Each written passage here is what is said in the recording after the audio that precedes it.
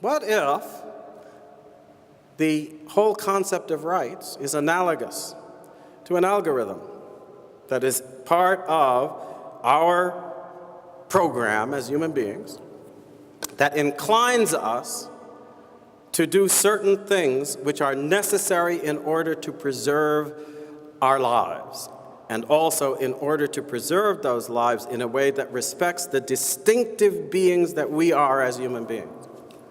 That's what rights are. They're information from God, instructions, as it were, that help us to act in such a way that we will live and perpetuate ourselves, that we will feed and strengthen ourselves, that we will have children and raise them up and prosper as human beings. And that program, those algorithms, are shared with us by God, endowed, as it were, as part of those things which He has done for our sake and for our good in creating us. For creation is inherently an act that is done out of loving respect for the one created. Because a free being doesn't have to create this or that. If and when that free being, which God is, creates a human being, that is an inclination of God's will to bring forth that being out of all the possibilities of creation. And so that is an expression of love in the truest possible sense. For God loved us before we got here. He loved us so that He was willing to configure the whole world in such a way that it would be possible for us to exist in it. And when we therefore appeal to those unalienable rights, we're actually appealing to the instructions that we're inclined to obey by our very nature, which lead us to do what is right for our survival, for our procreation, for our perpetuation, and for that of all humanity. Okay? He's not just looking at us as individuals. He has programmed us, and that's why procreation is so important.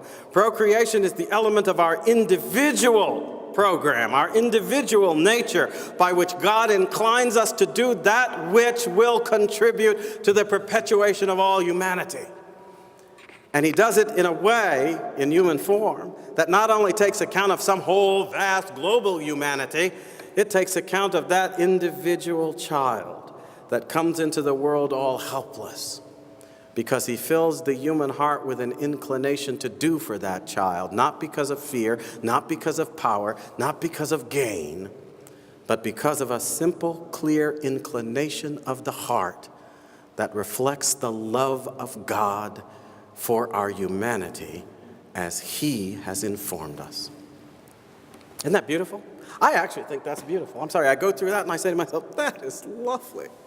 That is like a symphony, as harmonious to the understanding as a symphony is upon the ear. That's what that is. But once you have stood back and taken a look at that, you realize that phrase unalienable right has to do with God's loving concern for what is right for us. And when we are inclined to do it and follow His will, we prosper. And when we don't, we engage in activities that end up, in one way or another, destroying ourselves. Now think about that. That's what government exists to secure. It exists to take the people who follow those inclinations and make sure they're going to be safe. That they can work together and do various things so that they will be protected. But then you say, I'm protected from what? What's there to be protected from? Well, in the Garden of Eden, there was nothing to be protected from, because the only other presence there that we're told of in the Scriptures, God. So if you take that for true, then you didn't have to fear God. But then suddenly Adam and Eve decided to follow one instruction.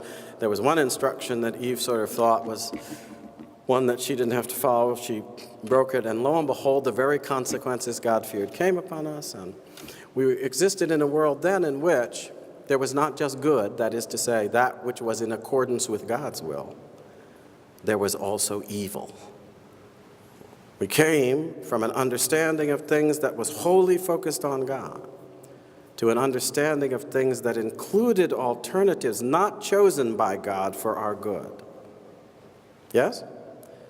And lo and behold, one other attribute that was there because we were made in the image and likeness of God then began to cause all kinds of problems. And that is the one that some people say is the aim and end of American life, freedom. But don't you